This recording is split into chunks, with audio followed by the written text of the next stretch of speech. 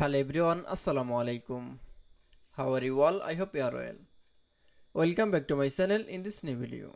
Today's video, how to add current date in Google Sheets. So get ready started. At first, open your Google Sheets document file. Firstly, then I show the Google Sheet document is this video.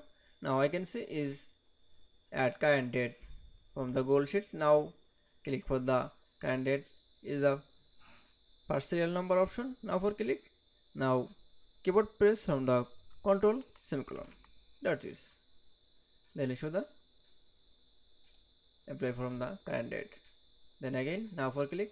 Now keyboard press from the control semicolon. Then again the click for the same process. That is.